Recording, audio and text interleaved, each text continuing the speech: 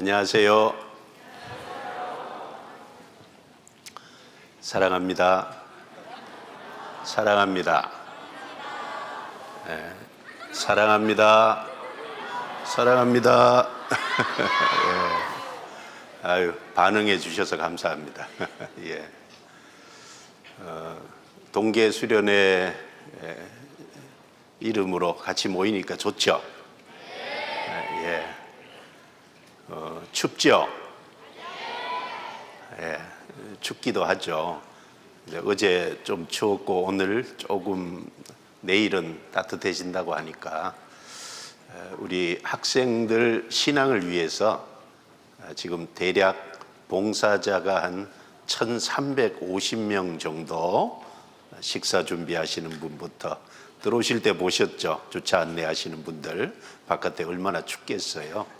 우리 학생들의 신앙을 위해서 그렇게 고생하고 있으니까 우리가 보답하는 길은 말씀을 잘 듣는 것일 겁니다. 유익하게 보내야 되겠다라는 생각을 해야 되겠습니다. 자, 같이 기도하겠습니다.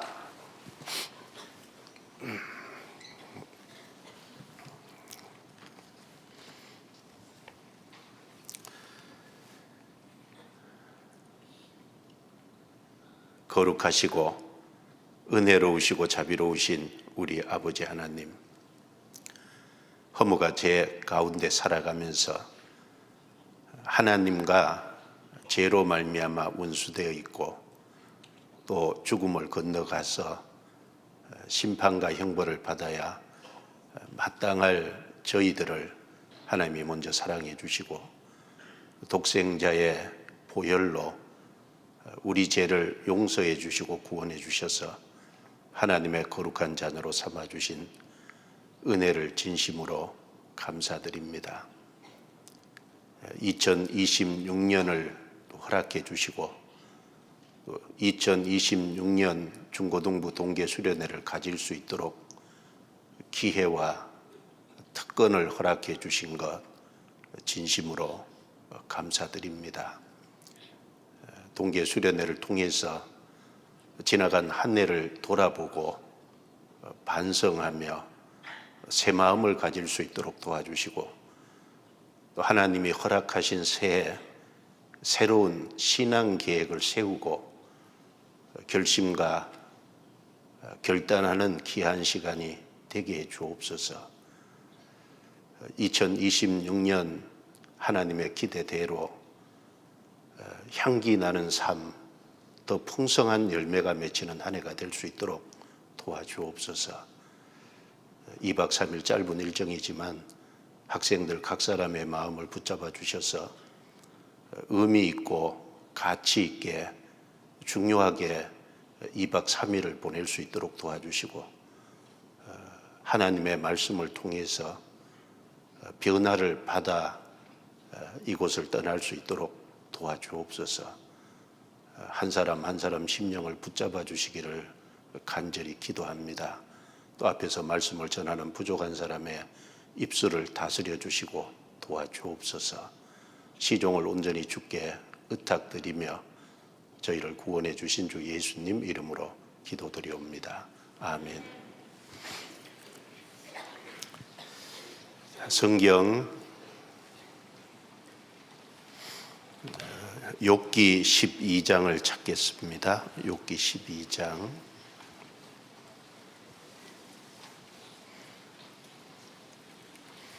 욥기 12장 7절 말씀부터 9절까지 7절부터 10절까지 말씀을 천천히 같이 읽겠습니다. 이제 모든 짐승에게 물어보라. 그것들이 내게 가르치리라. 공중의 새에게 물어보라. 그것들이 또한 내게 고하리라. 땅에게 말하라. 내게 가르치리라. 바다의 고기도 내게 설명하리라. 이것들 중에 어느 것이 여호와의 손이 이를 행하신 줄을 알지 못하랴. 생물들의 혼과 인생들의 영이 다 그의 손에 있느니라. 거기까지입니다.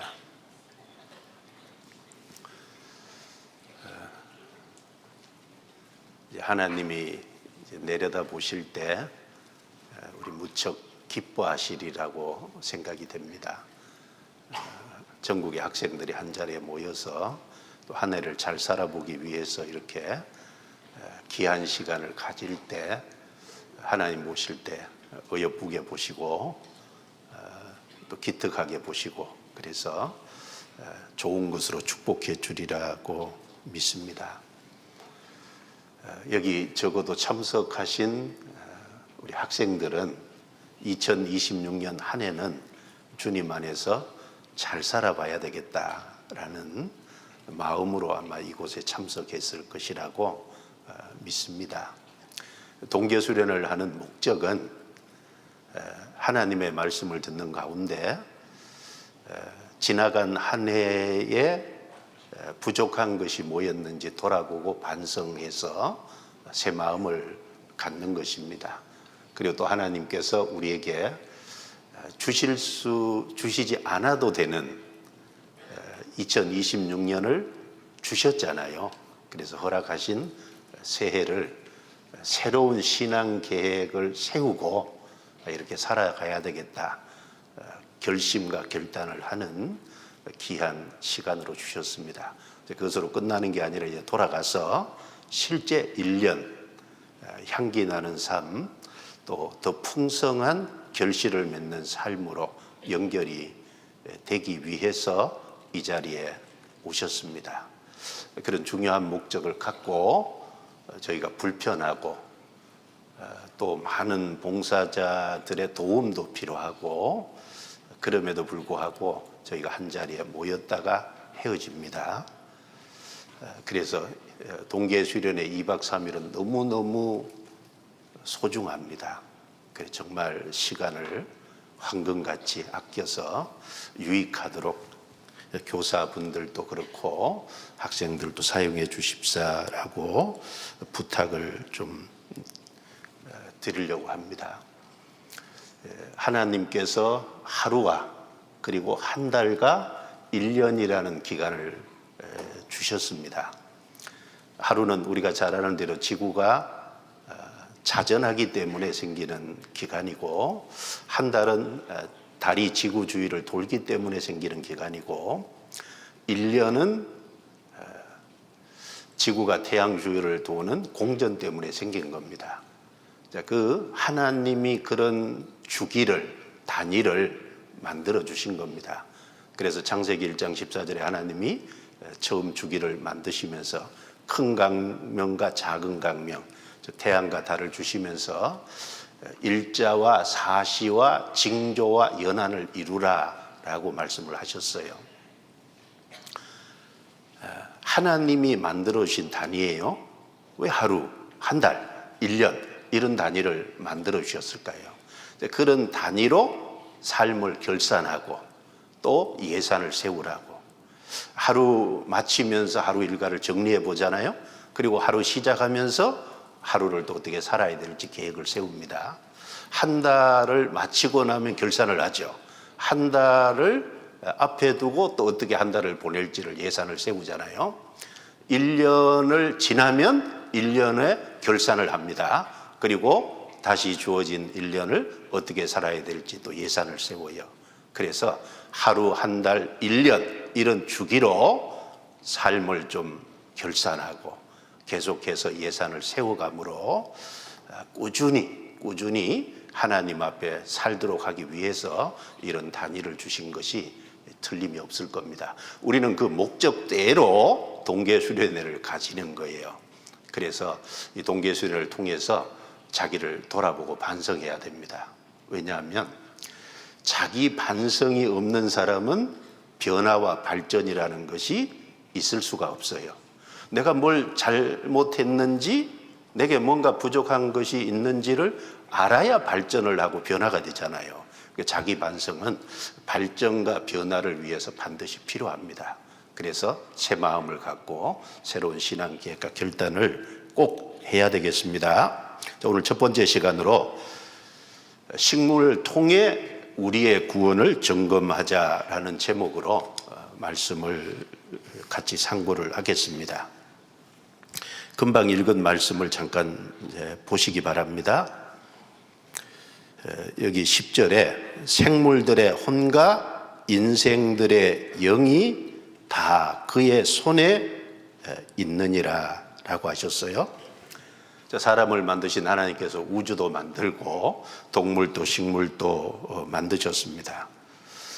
하나님께서 만드셨기 때문에 생물들의 혼과 인생들의 영이 다 그의 손에 있다는 건 그 하나님의 뜻대로 지금도 유지 보존되고 있다라는 것을 말씀하시면서 여기 하나님께서 여러 차례 물어보라고 그러시죠. 모든 짐승에게 물어보라. 공중의 새에게 물어보라. 질문해 보라는 겁니다. 그러면 그것들이 내게 가르치리라. 내게 고하리라. 내게 설명해 줄 거다.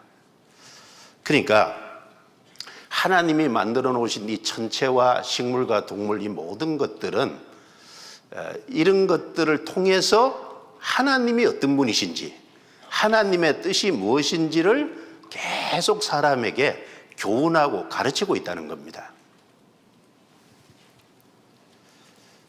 하나님이 만드신 모든 것은 사람을 교육하기 위해서 하나님이 만들어 놓으셨어요. 사람에게 필요하기 때문에 만드신 동시에 사람을 가르치고 교훈하기 위해서 만드셨다는 겁니다. 동물도 그렇고 식물도 그렇고 천체도 그렇고 지구도 그렇고 우주도 그렇고 그 속에 하나님과 하나님의 뜻이 담겨 있습니다. 그 중에 하나 먼저 생각을 해보면 12궁성이라는 것이 성경에 나오잖아요. 넘겨서 38장에 보겠습니다.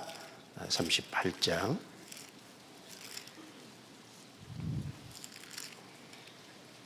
38장 31절. 내가 묘성을 메어 떨기되게 하겠느냐? 삼성의 띠를 풀겠느냐? 내가 12궁성을 때를 따라 이끌어 내겠느냐? 북두성과 그 속한 별들을 인도하겠느냐?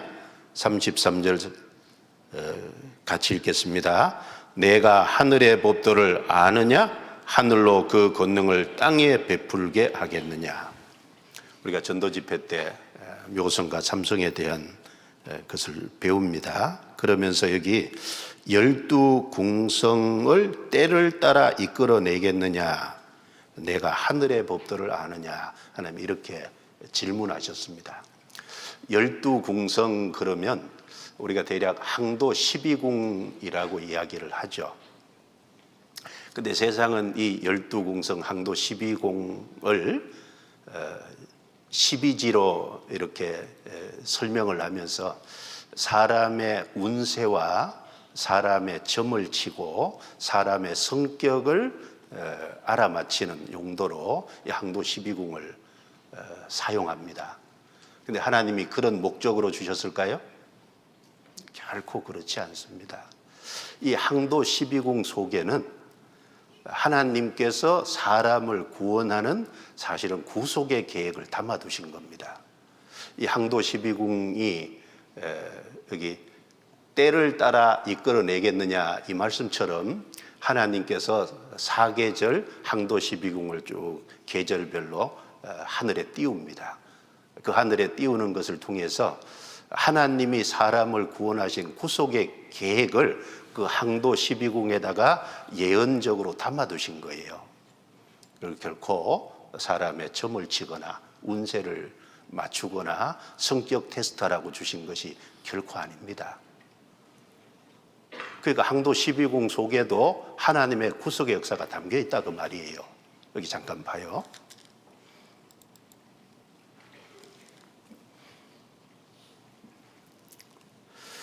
여기 보면 여기 지구가 여기 죄송합니다.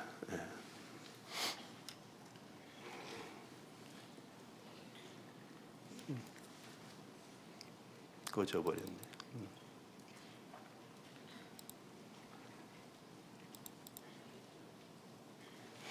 예, 됐습니다. 여기 보시면 이제 지구가 태양 주위를 이렇게 돌잖아요. 그러니까 이제 하늘에 있는 12궁성이 계절 따라 나오는데 여기 보면 처녀 자리가 있고 쭉 돌아갑니다. 마지막이 사자 자리예요. 그럼 이제 처녀 자리, 천칭 자리, 정갈 자리, 궁수 자리까지 끊고 염소, 물병, 물고기, 양까지 끊고 그러면 여기 하나님의 구속이 계획에 담겨 있는데 첫 번째 자리가 처녀 자리잖아요. 예수님의 처녀 탄생을 사실은 말하고 있는 겁니다. 마지막 12번째 자리가 사자 자리잖아요. 예수님께서 재림하실 때 왕으로 오시잖아요. 그래서 요한계시록 5장 5절에 보면 이제 유대 지파의 사자 다윗의 뿌리가 이겼으니 예수님을 가리켜서 유대 지파의 사자 라이온, 이 사자는 짐승 중에 왕이잖아요. 그러니까 재림하시는 예수님을 가리키는 겁니다. 그러니까 보세요. 예수님의 처녀 탄생부터 재림하시는 예수님까지 하나님의 구속의 계획을 여기 담아놨다 그 말입니다. 그래서 처녀 자리부터 궁수 자리 여기까지는 사단의 권세와 싸워서 승리하신 예수님, 염소와 양 자리까지는 이건 교회와 관련이 있는 겁니다. 물병 자리 이제 구원받은 사람에게 성령을 부으시잖아요. 그리고 구원받은 사람을 물고기라 그러죠. 그리고 여기 항소 자리부터 사자 자리까지 이 네 개는 재림하셔서 세상을 심판하시는 그리고 구원받은 사람을 하나님의 신부로 데려가시는 그 얘기를 하고 있는 겁니다. 그러니까 이것은 결코 개인의 운수나 점괘나 성격 해설하고 주신 게 아니고 만들어 놓은 하나님의 모든 작품은 하나님의 구속의 계획을 설명하고 있는 것이 틀림없다 그 말이에요. 그래서 예를 들어서 하나님이 천사를 만드셨잖아요. 천사는 영적인 피조물인데 요한계시록 4장에 가면은 내 생물 천사를 말씀하시면서 천사의 모습을 말씀하시면서 사자 모습, 소 모습, 그 다음에 사람 모습, 그다음 독수리 모습을 했습니다. 그게 사복음서를 얘기하고 있잖아요. 마태복음은 왕으로 오실 그리스도, 사자죠. 마가복음은 종으로 오신 예수님, 소죠. 누가복음은 사람이 되신 예수님, 사람이잖아요. 그 다음에 독수리는 신성을 가지신 예수님, 요한복음입니다. 그러니까 하나님이 만드신 천사도 모습을 하나님의 역사를 담아놓은 거잖아요. 그러면 우리가 접촉하고 있는 동물과 식물, 이 전체 모든 것은 하나님이 그것을 통해서 구원받은 사람을 훈련하고 교육하기 위해서 주신 거다라는 겁니다. 그러니까 이 욥기 12장 말씀처럼 육지의 짐승도 그리스도인들에게 뭔가를 가르치고 있는 거예요. 공중의 새도 뭔가를 말하고 있는 겁니다. 새도 뭔가를 사람에게 말하기를 원하는 거예요. 그리고 식물도 구원받은 사람에게 뭔가를 가르치려고 하고 있는 겁니다. 그래서 시편 19편 1절부터 3절에 보면 하늘이 하나님의 영광을 선포하고 궁창이 그 손으로 하신 일을 나타내는도다. 날은 날에게 말하고 밤은 밤에게 지식을 전하나 언어가 없고 들리는 소리도 없으나 그 소리가 온 땅에 통하고 그 말씀이 세계 끝까지 이르도다. 천체는 식물과 동물은 아무 말을 안 하죠. 언어도 없고 소리도 없죠. 근데 분명한 것은 지식을 전한다 그랬어요. 그 소리가 온 땅에 통한다 그랬습니다. 그러니까 우리는 생을 살아가면서 우리 주변에 있는 사물들하고 하나님이 만들어 놓은 피조물들하고 성경하고 끊임없이 비교해 가면서 뭔가를 우리가 배워야 되는 겁니다. 계속해서 배워야 되는 거예요. 하나님이 가르치려고 만들어 놓으신 거잖아요. 우리 육신에 필요하니까 만들어 주신 동시에 뭔가 가르치는 것이 있는 겁니다. 그 중에 오늘은 식물을 통해 우리의 구원을 좀 점검해 보자 그 말이에요. 그래서 몇 가지를 좀 말씀드릴 건데 알곡과 죽정이 좀 생각해 보고 곡식과 가라지 그 부분에 생각해 보고 그 다음에 씨앗과 꽃, 그 다음에 풀과 나무, 이 하렵수와 상록수, 이제 그런 것에 순서적으로 좀 이렇게 쭉 살펴보면서 우리 구원 문제도 생각해보고, 구원받았으면은 마땅히 어떻게 살아야 될지도 좀 생각해보고, 이런 것을 전반적으로 같이 나누는 시간이 되기를 원합니다. 첫 번째는 알곡과 쭉정이에 대해서 좀 생각을 해보겠습니다. 마태복음 3장입니다. 마태복음 3장. 마태복음 3장입니다.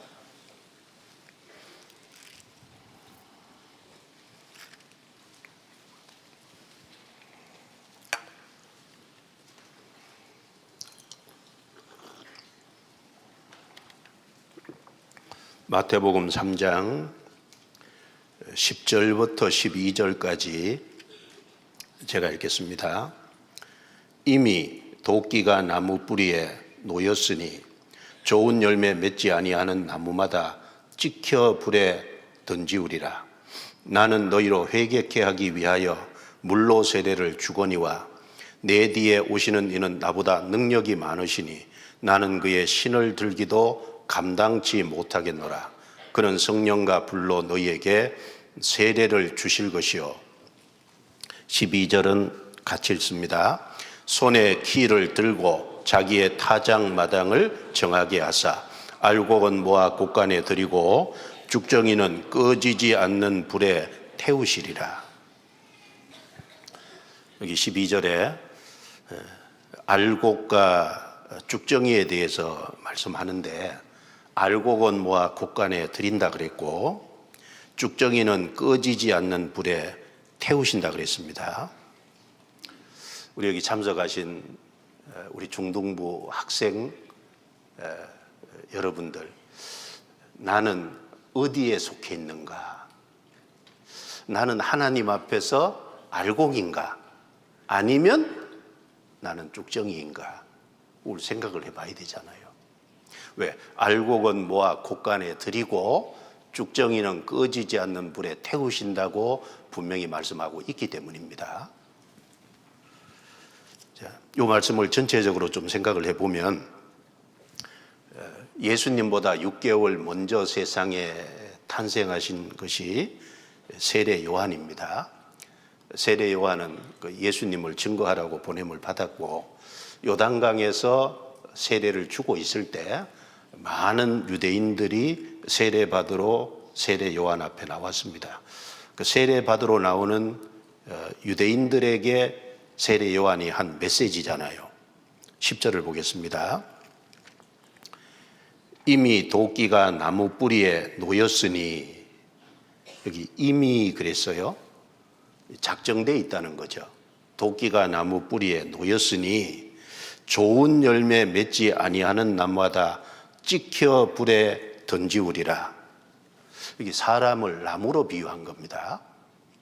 나무 중에는 성경에 둘로 나뉘죠. 좋은 나무가 있고 못된 나무가 있습니다. 좋은 나무에서는 항상 좋은 열매가 맺히고 못된 나무에서는 나쁜 열매가 기본적으로 맺히는데, 성경에 마태복음 7장에 좋은 나무로 표현된 것이 무화과 나무입니다. 그러니까 쉽게 말하면 무화과 나무에서는 무화과 열매 맺힌다는 말이고, 나쁜 나무, 못된 나무로 표현된 것이 가시나무인데 가시나무에서는 항상 가시 열매가 맺힌다는 겁니다. 자, 나무는 결국은 좋은 나무냐 나쁜 나무냐 둘밖에 없는 거예요. 그런데 사람은 아담 안에서 태어날 때 좋은 나무로 태어난 것이 아니라 나쁜 나무, 못된 나무로 태어났다는 것이 성경 증거잖아요. 사람은 아담 안에서 죄인으로 났고 나쁜 나무로 난 겁니다. 그러니까 나쁜 나무니까 나쁜 열매를 계속해서 맺히면서 인생을 살아갑니다. 그러면 여기 좋은 열매 맺지 아니하는 나무마다 찍혀 불에 던지우느니라. 그러면 우리가 좋은 열매 맺히려면 어떻게 해야 될까요? 우리는 이미 못된 나무입니다. 좋은 나무 대신 예수님과 연결이 돼서, 즉 접붙임을 받아야, 구원을 받아야 우리 속에 성령이 오시고, 성령이 오셔야 생명이 주어지고, 그래야만 결과적으로 좋은 열매를 맺힐 수 있게 되는 거예요. 그래서 구원받지 않으면 결코 좋은 나무가 될 수가 없는 겁니다. 노력해서 되는 문제가 아닙니다. 그리고 11절에 나는 너희로 회개케 하기 위하여 물로 세례를 주거니와 내 뒤에 오시는 이는 나보다 능력이 많으시니, 여기 내 뒤에 오시는 분은 세례 요한이 보라 세상 죄를 지고 가는 하나님의 어린 양이로다 라고 증거한 예수님을 가리키는 겁니다. 자, 예수님은 세례요한보다 능력이 많다고 얘기하면서 나는 그의 신들매 풀기도 감당치 못하겠노라. 신들매가 신발끈이죠. 신발끈을 매는 것은 종이 하는 겁니다. 이 세례요한은 자기를 예수님 앞에 낮추면서 나는 예수님의 신발끈을 풀고 매는 종으로도 내가 감당 안 될 사람이다. 그러니까 예수님을 가장 지극히 높인 거예요. 그리고 예수님은 하나님이고 세례요한은 인간이니까 차이가 날 수밖에 없는 거죠. 그러면서 여기 그는 성령과 불로 너희에게 세례를 주실 것이요. 세례요한은 회개하기 위해서 시키기 위해서 물세례를 주지만 예수님은 성령과 불로 세례 준다 그랬습니다. 성령은 구원받을 때 성령이 속에 오셔서 생명 주신다는 얘기고, 불은 지옥불을 얘기하는 겁니다. 예수님은 성령과 불 두 가지를 주신다는 거예요. 사람은 예수님에게서 성령을 받아 생명을 얻든지 아니면 끝까지 거절하다가 불을 받아서 영원한 지옥에 들어가든지 둘 중에 하나인 겁니다. 그걸 얘기하면서 12절에 손에 키를 들고 자기의 타작마당을 정하게 하사 알곡은 모아 곳간에 들이고 죽종이는 꺼지지 않는 불에 태우시리라. 여기 예수님이 손에 키를 드셨다는 거예요.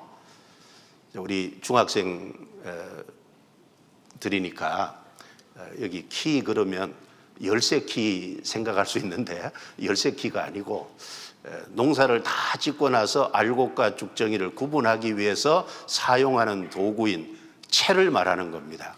그 키를 들고서 알곡과 죽정이를 구분한다는 거예요. 자기의 타작마당을 농사하면 알곡과 죽정이로 이렇게 구분하기 위해서 정하게 하사 확실히 구분시킨다는 겁니다. 자, 이런 거죠. 여기 잠깐 보시면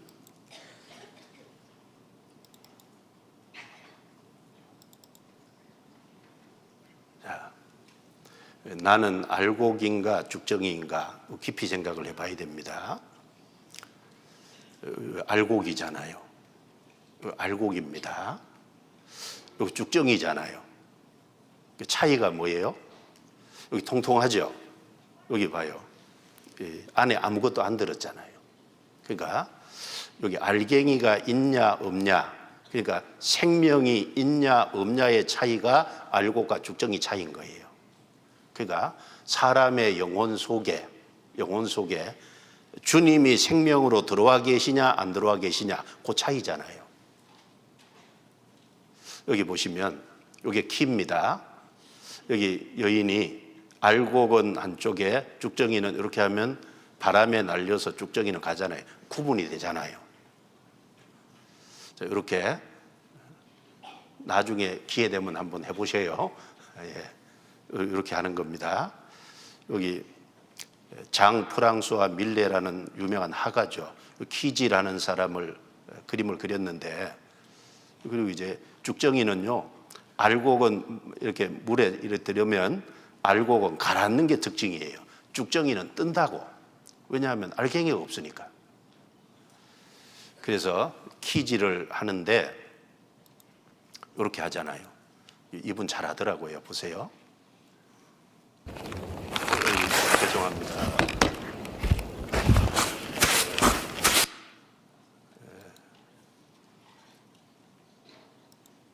자, 보세요.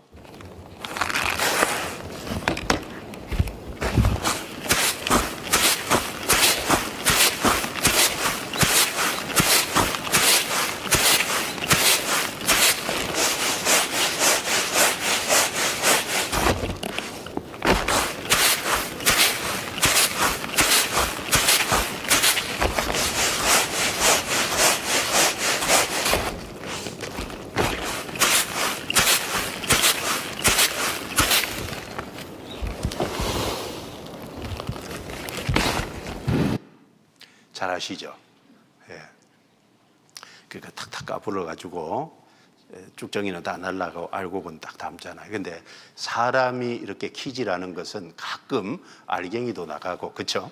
쭉정이도 이렇게 알곡 속에 들어와 있고 그러잖아요.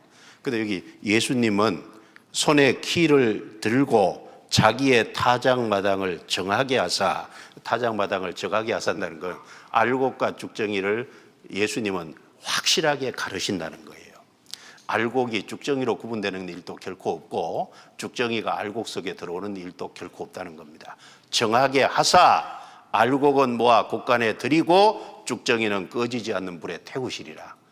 확실하게 내가 생명이 있다면 하나님은 결코 나를 쭉정이로 보는 일이 없습니다.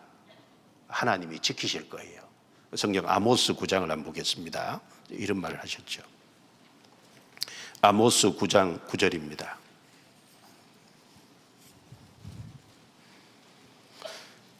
구약성경 아모스 9장 9절, 호세아, 요엘, 아모스죠.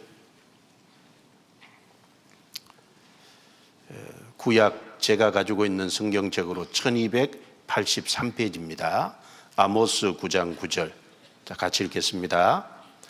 내가 명령하여 이스라엘 족속을 만국 중에 체질하기를 곡식을 체질함 같이 하려니와 그 한 알갱이도 땅에 떨어지지 아니하리라.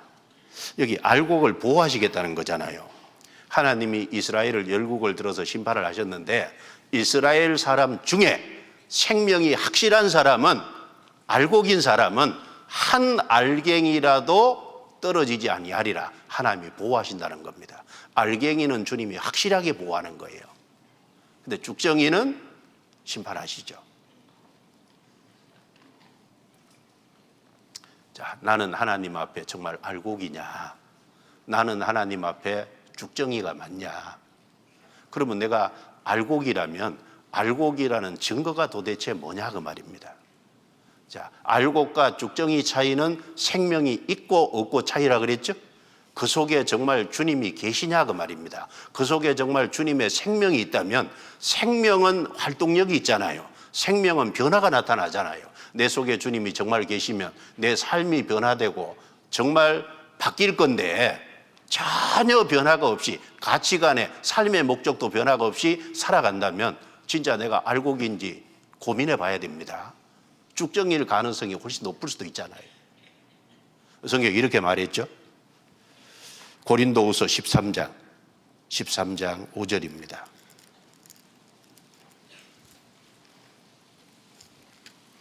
고린도후서 13장 5절.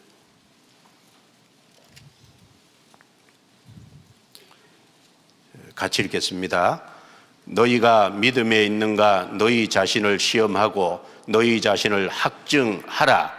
예수 그리스도께서 너희 안에 계신 줄을 너희가 스스로 알지 못하느냐. 그렇지 않으면 너희가 버리운 자니라. 자, 보세요. 한 사람이 복음 말씀을 쭉 들을 적에 참으로 회개하고 믿을 마음을 가지면, 즉 간절한 마음으로 구원받기를 바라면 성령께서 역사하셔서 그 마음을 열고 진리를 깨닫게 해주시고 믿어지게 해주시는 거예요. 사도행전 16장에 보면 이 바울 사도가 쭉 복음 전할 때 하나님을 공경하는 루디아라는 한 여자가 들었는데 주께서 그 마음을 열어, 주께서 마음을 열어 주님이 역사하셨잖아요. 복음의 말씀을 청종케 하신지라. 청종하게 딱 믿어지게 해주시고, 믿어지게 해주신 성령이 어디 오세요? 영혼 속에 딱 들어오시는 거예요. 그래서 주와 합하는 자는 한 영이니라. 그래서 너희 속에 그리스도께서 계신 줄을 알지 못하느냐? 그렇지 않으면 버리운 자니라. 주님이 성령으로 우리 속에 들어와 계신 걸, 그래서 변화가 없다면은 그거 가짜다 그 말이잖아요. 정말 생명이 있어야 됩니다. 알곡이냐 쭉정이냐 속에 알갱이가 있어야 되는 거예요. 생명이 있어야 되는 겁니다. 요한일서 5장 또 한 곳을 보겠습니다. 요한일서 5장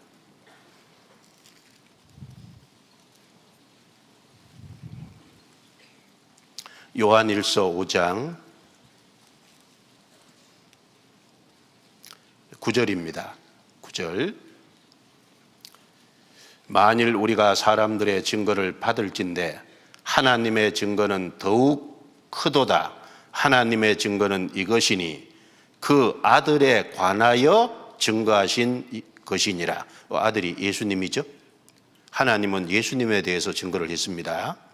하나님의 아들을 믿는 자는 자기 안에 증거가 있고 하나님을 믿지 아니하는 자는 하나님을 거짓말하는 자로 만드나니 이는 하나님께서 그 아들에 관하여 증거하신 증거를 믿지 아니하였습니다. 또 증거는 이것이니 하나님이 우리에게 영생을 주신 것과 이 생명이 그의 아들 안에 있는 그것이니라. 12절 같이 읽습니다. 아들이 있는 자에게는 생명이 있고 하나님의 아들이 없는 자에게는 생명이 없느니라. 생명이 있고 없고의 차이가 하나님의 아들이 그 속에 있으면 생명이 있고, 즉 하나님이 증거한 그 아들의 증거를 받아들인 사람은 생명이 있고 그렇지 않으면 생명이 없느니라 그랬습니다.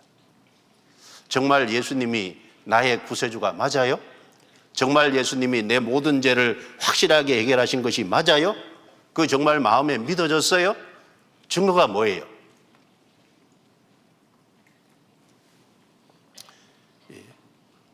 하나님은 딱 둘로 나눕니다. 중간 없어요. 알고가 아니면 죽정인 거예요. 생명이 있고 없고의 차이입니다. 고민해 봐야 되는 거예요. 그리고 두 번째는 곡식과 가라지입니다. 마태복음 13장입니다. 마태복음 13장.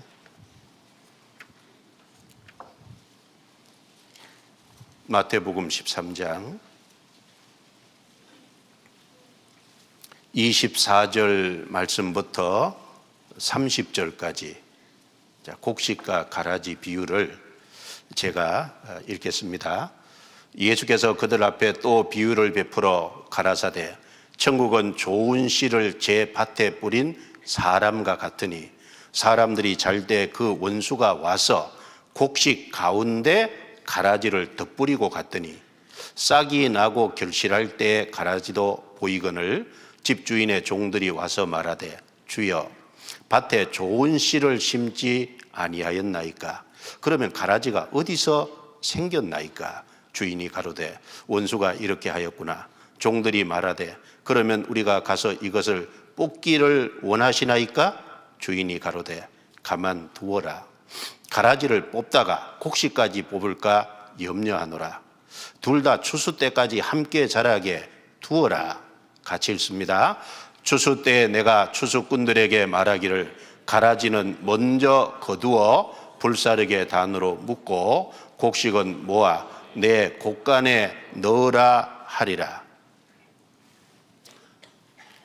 여기도 13장 30절에 보면은 여기 가라지는 먼저 거두어 불사르게 단으로 묶고 곡식은 모아 내 곡간에 넣으라 하니라. 여기도 딱 둘, 가라지와 곡식입니다. 이 마태복음 13장 얘기를 쭉 보면은 7가지 비유가 담겨 있잖아요. 예수님이 이 당일 하신 말씀은 전부 비유만 말씀하셨는데 첫 번째는 씨 뿌리는 비유입니다. 씨를 뿌릴 적에 씨를 받는 밭이 4종류가 있다는 씨 뿌리는 비유 첫 번째 하시고, 그 다음에 곡식과 가라지 비유를 하시고, 그 다음에 31절부터 겨자씨 비유를 하시고, 그 다음에 33절에 누룩 비유를 가르치시고, 그 다음에 44절에 밭에 감추인 부화에 대한 비유를 말씀하시고, 그 다음에 45장에 좋은 진주를 구하는 장사의 비유를 가르치시고, 그 다음에 47절 넘어가면은 이제 그물 치는 비유, 그물을 쳐서 물고기를 잡아 올려서 좋은 것과 못된 것으로 구별하는 얘기를 합니다. 근데 여기 쭉 읽어보면 전부 무슨 내용이에요? 구원이 확실하냐? 그 정도 말하는 거잖아요.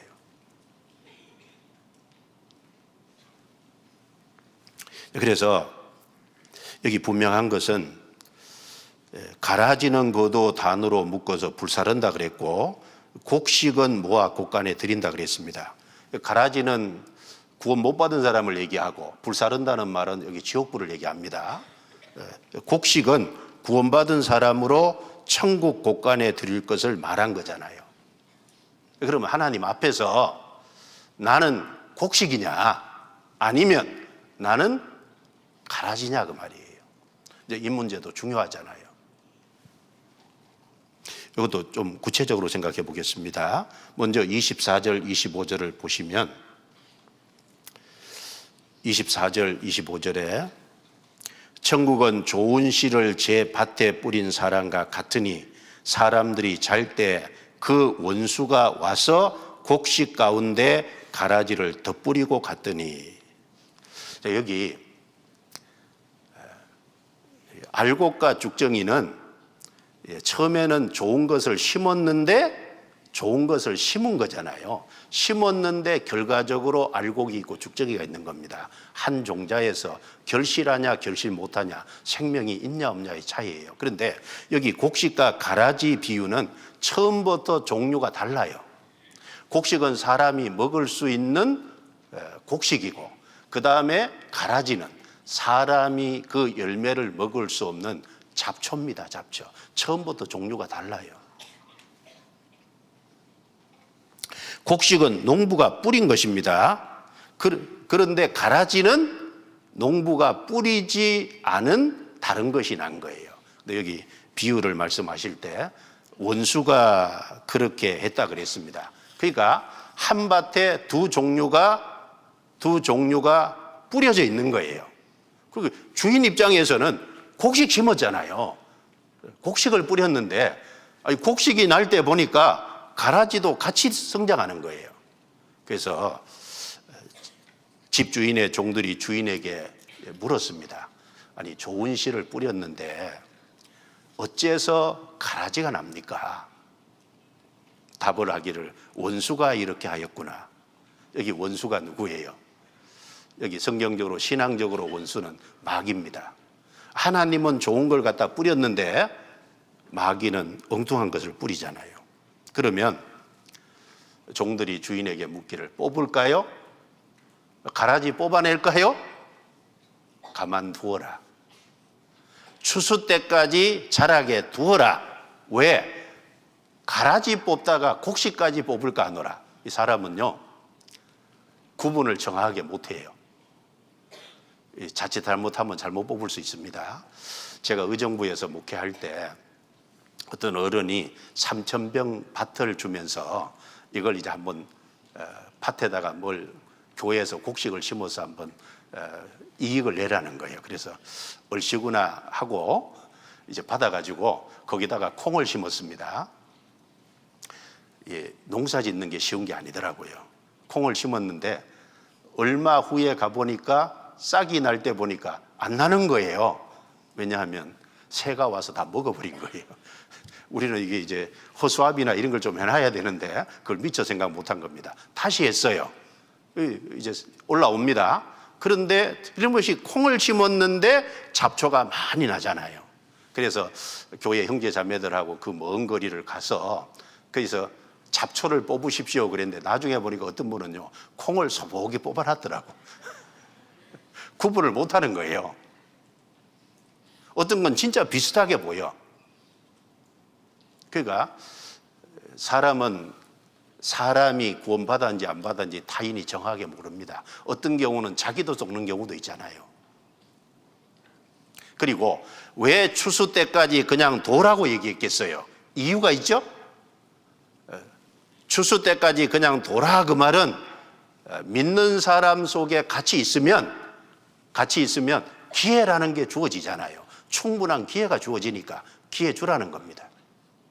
그래서 추수 때가 되면은 가라지는 거두어 단으로 묶어 불사르고 곡식은, 여기 잘 보세요. 곡식은 30절에 곡식은 모아 내 곳간에 넣으라 하리라. 누구 곳간요? 내 곳간, 주님의 곳간인 거예요. 주님의 곳간이 하늘나라고 천국입니다. 그래서 여기 곡식은 확실하게 천국에 들어갑니다. 그래서 이 곡식과 가라지는 처음부터 종자가 다르다는 게 특징이고, 그리고 곡식과 가라지는 처음에는 잘 구분이 안 될 수 있어요. 그런데 시간이 점점 지나가면서 곡식은 결실을 하면 딱 고개를 숙이잖아요. 근데 가라지는 결실이 돼도 여기 이제 열매가 부실하니까, 잡초니까 고개를 빳빳이 들고 있어요. 다릅니다. 그리고 결과적으로 곡식은 주님의 곡간으로 들어가고, 그리고 가라지는 결국은 불태우게 됩니다. 여기 보세요. 곡식과 가라지 이렇게 구분이 되죠. 이 곡식이잖아요. 여기 보세요. 이 곡식이고 가라지잖아요. 종류가 다릅니다. 여기 곡식이고 여기 벼입니다. 우리가 먹는 쌀이잖아요. 어떤 분은 쌀나무라 그러는데 어쨌든 쌀입니다. 그런데 여기 가라지 보세요.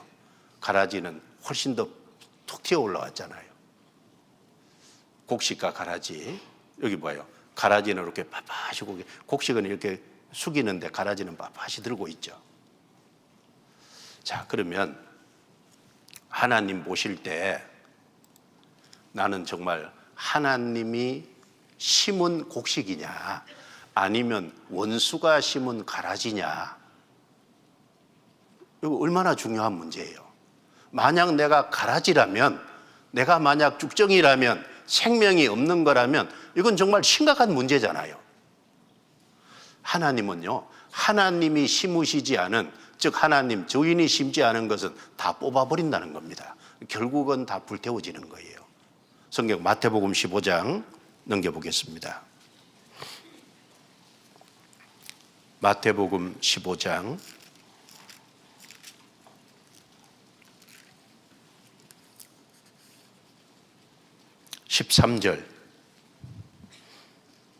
13절부터 14절까지 같이 읽겠습니다. 예수께서 대답하여 가라사대 심은 것마다 내 천부께서 심으시지 않은 것은 뽑힐 것이니 그냥 둬라. 저희는 소경이 되어 소경을 인도하는 자로다. 만일 소경이 소경을 인도하면 둘이 다 구덩이에 빠지리라 하신대. 예수님이 쭉 앞에 교훈을 가르쳤는데 그 예수님의 가르치는 교훈에 바리새인들이 걸림이 됐어요. 그 제자들이 예수님께, 예수님의 가르침이 바리새인들에게 걸림이 됐는데요, 그렇게 질문을 하니까 예수님이 그냥 둬라 그랬어요. 심은 것마다 내 천부께서 심으시지 않은 것은 뽑힐 것이다. 누가 심었냐 그 말이에요. 정말 주님이 심은 곡식이냐, 원수가 갖다가 심은 가라지냐, 종류가 다르다니까요. 저희는 소경이 되어 소경을 인도하는 자로다. 소경이 소경을 인도하면 둘 다 구덩이에 빠지리라. 구원 안 받은 사람이 구원 안 받은 사람을 아무리 가르쳐도 소경이죠. 결국은 둘이 다 구덩이에 빠집니다. 그래서 알곡과 쭉정이, 곡식과 가라지, 이 두 가지 비유를 통해서 우리가 식물을 통해서 확실히 배울 것은 내가 알곡이냐 아니면 내가 쭉정이냐, 내가 곡식이냐 아니면 내가 가라지냐, 이 부분을 분명히 생각을 해야 됩니다. 그리고 내가 쭉정이고 가라지면 이건 심각한 문제예요. 왜? 불에 태운다 그랬잖아요. 단으로 묶어서 불사른다 그랬잖아요. 결국은 주님이 심으시지 않은, 주님의 생명이 없는 것은 결코 주님께 갈 수가 없는 거예요. 그러니까 이제 이 문제를 깊이 생각하고, 이제 보통 이제 모든 교회에서 연초가 되면은 중고등부 집회를 하잖아요. 그 집회 때 자기 영혼 문제를 한번 심각하게 생각하고 잘 듣고 이 문제부터 해결을 해야 되잖아요. 항상 점검해 보는 것이 필요합니다. 그리고 세 번째는 씨앗과 이제 꽃에 대해서 좀 교훈을 받아보겠습니다. 씨앗이 심기면 거기서 형체가 나오죠. 그리고 씨앗을 보면 거기 우리가 보면 별거 아닌 것처럼 보이는데 거기 생명이 있어서 거기 심기면 거기 형체가 나와서 다양한 꽃들이 나오잖아요. 그게 부활의 모습이라는 겁니다.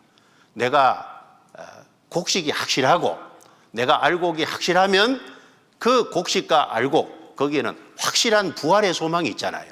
주님 오실 때 우리가 확실히 부활하는 것이 틀림없습니다.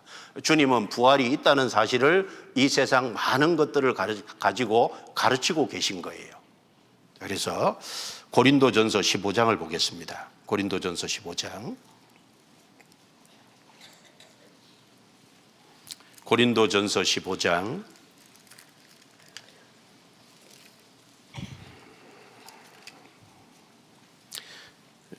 15장 35절입니다. 35절.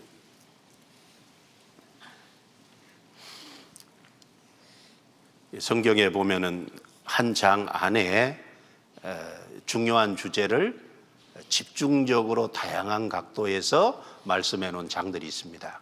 예를 들면 고린도전서 13장은 사랑은 오래 참고 사랑에 대해서 쭉 집중적으로 다뤄놨고, 또 예를 들면 히브리서 11장 같은 경우는 믿음에 대해서 집중적으로 다양한 각도에서 다뤄놨고, 그 다음에 히브리서 12장은 구원받은 사람의 삶 속에 주어지는 징계에 대해서 다양한 각도에서 말씀해놨고, 여기 고린도전서 15장은 부활장이라 그러잖아요. 부활에 대해서 여러 가지 각도에서 자세히 설명을 해놨습니다. 그 중에 한 단락을 제가 읽겠습니다. 35절 조금 길지만 읽겠습니다. 누가 묻기를 죽은 자들이 어떻게 다시 살며 어떠한 몸으로 오느냐 하리니, 어리석은 자여, 너의 뿌리는 씨가 죽지 않으면 살아나지 못하겠고, 또 너의 뿌리는 것은 장래 형체를 뿌리는 것이 아니요 다만 밀이나 다른 것에 알갱이뿐이로되, 하나님이 그 뜻대로 저에게 형체를 주시되 각 종자에게 그 형체를 주시느니라. 육체는 다 같은 육체가 아니니 하나는 사람의 육체요, 하나는 짐승의 육체요, 하나는 새의 육체요, 하나는 물고기의 육체라. 하늘에 속한 형체도 있고 땅에 속한 형체도 있으나 하늘에 속한 자의 영광이 따로 있고 땅에 속한 자의 영광이 따로 있으니, 해의 영광도 다르며 달의 영광도 다르며 별의 영광도 다른데 별과 별의 영광이 다르도다.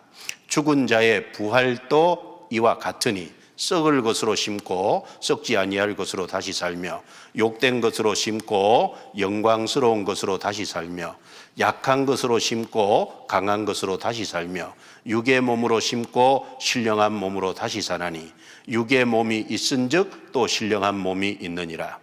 기록된 바 첫사람 아담은 산영이 되었다 함과 같이 마지막 아담은 살려주는 영이 되었나니, 그러나 먼저는 신령한 자가 아니요 육 있는 자요 그 다음에 신령한 자니라. 첫사람은 땅에서 났으니 흙에 속한 자이거니와 둘째 사람은 하늘에서 나셨느니라. 48절 49절 같이 읽습니다. 무릇 흙에 속한 자는 저 흙에 속한 자들과 같고 무릇 하늘에 속한 자는 저 하늘에 속한 자들과 같으니, 우리가 흙에 속한 자의 형상을 입은 것 같이 또한 하늘에 속한 자의 형상을 입으리라. 여기 부활에 대한 말씀을 하셨는데, 고린도전서 15장을 시간 나는 대로 기회 되는 대로 쭉 읽어보면 이게 우리 소망이잖아요. 이것이 확실하다면, 이것이 100% 분명하다면 땅에서 어떤 수고도 할 수 있습니다. 여기 부활 얘기하시면서 먼저는 예수님이 성경대로 부활하셨잖아요. 예수님은 구약 성경대로 죽으시고 구약 성경의 약속대로 부활하셨는데, 예수님의 죽음과 부활은 약속대로 된 것인데 왜 죽고 부활하셨냐? 여기 3절 4절에 나의 죄를 위해서거든요. 15장 3절 보겠습니다. 내가 받은 것을 먼저 너희에게 전하였노니 이는 성경대로 그리스도께서 우리 죄를 위하여 죽으시고 장사 지낸 바 되었다가 성경대로 사흘 만에 다시 살아나사. 자, 성경대로 죽으시고 성경대로 살아나셨는데 목적이 뭐냐? 우리 죄를 위하여 라는 것이 목적인 거예요. 바로 우리는 죄 때문에 지옥 가기 때문에 그 죄에서 건지시기 위해서 죽으시고 부활하셨습니다. 자, 그리고 그 다음에 예수님의 부활의 목격자가 많습니다. 12제자가 목격했고, 여인들이 목격했고, 그 다음에 예수님의 형제들이 목격했고, 바울사도도 목격했고, 그리고 예수님이 부활의 모습을 어떤 경우는 500명이 한꺼번에 본 적도 있다고 고린도전서 15장에 분명히 증거하고 있잖아요. 예수님은 부활하신 것이 확실합니다. 부활하신 이후에 40일 동안 많은 사람에게 부활했다는 것을 보이시고 제자들이 보는 앞에서 감람산에서 올라가신 거예요. 제자들이 예수님 죽으실 때 다 도망갔는데 이제 제자들이 목숨 내걸고 전도한 것은 예수님 부활을 직접 봤기 때문에 그런 겁니다. 예수님 부활하신 것이 맞습니다. 그리고 여기 부활의 순서도 나와 있죠. 이 20절부터 쭉 읽어보면 가장 첫 번째는 예수님, 그 다음에 두 번째는 예수님께 연결돼서 구원받은 사람, 그 다음에는 마지막에 안 믿는 불신자도 다 부활시켜서 흉측한 모습으로 부활시켜서 지옥 보내잖아요. 부활의 순서가 주님 먼저, 그 다음에 주님께 연결된 구원 얻은 사람, 그 다음에 안 믿는 불신자입니다. 그리고 부활이 있기 때문에 우리는 침례를 받잖아요. 자, 구원받으면 세례 받죠? 침례 받죠? 왜 침례 받아요? 침례 받는 내용이 뭐예요? 물속에 들어가는 나는 예수님과 함께 죽고 그 다음에 장사되고 물에서 올라오는 건 나는 주님의 부활의 새 생명을 받아서 훗날 주님이 재림하실 때 나는 부활할 사람이라는 것을 공부하는 거잖아요. 그러니까 왜 세례를 받아요? 내가 부활할 것을 믿으니까 세례 받는 거예요. 그래서 부활이 있기 때문에 세례 받는다는 것을 29장에 말하고 있고, 부활이 있기 때문에 우리는 주님을 위해서 물불 안 가리고 살잖아요. 바울이 왜 날마다 죽어요? 바울이 왜 자기를 희생해요? 부활이 확실하기 때문에. 그래서 31절입니다. 형제들아, 내가 그리스도 예수 우리 주 안에서 가진 바 너희에게 대한 나의 자랑을 두고 단언하노니 나는 날마다 죽노라. 날마다 죽는다는 것이 뭡니까? 주님 복음을 위해서 날마다 싸우는 거예요. 날마다 희생하는 겁니다. 날마다 고난 속에 뛰어드는 거예요. 왜 그렇게 해요? 부활이 확실하니까. 자, 그런데 부활이 확실한데 어떤 사람이 이렇게 묻는다는 겁니다. 35절 같이 읽겠습니다. 누가 묻기를 죽은 자들이 어떻게 다시 살며 어떠한 몸으로 오느냐 하리니. 부활이 확실한데 어떤 사람은 주님을 전혀 모르기 때문에 자, 죽었는데 어떻게 다시 사냐, 한 줌 재로 돌아갔는데 무덤에 장지에 매장을 해서 한 줌 흙이 돼 버렸는데 어떻게 다시 부활하냐, 죽은 자가 어떻게 다시 사냐, 그리고 어떠한 몸으로 오느냐, 그리고 이제 부활할 때는 어떤 몸을 입을 거냐, 두 가지를 물은 거죠. 여러분, 죽은 자가 어떻게 다시 살며, 왜 이런 질문을 하냐면 하나님이 얼마나 큰 능력을 소유한 전능자라는 하나님의 능력을 모르니까 그런 겁니다. 그러면 하나님은 아무것도 없는 무에서 유를 만들어내신 분이에요. 모든 것을 만드신 분입니다. 우리가 이제 에너지 보존의 법칙도 보면은 보이는 물건이 없어져도 그 물건이 가지고 있던 에너지는 보존된다는 거죠. 에너지 보존의 법칙은 믿으면서 왜 부활시킨다는 건 못 믿어요. 우리가 믿는 주님은 전능하신 자 하나님입니다. 아무것도 없는 무에서 유를 창조하신 분이에요. 그 하나님이 부활시키는 거 못하겠어요? 이 돌들로도 아브라함의 자손이 되게 하시리라 그랬잖아요. 얼마든지 가능한 겁니다.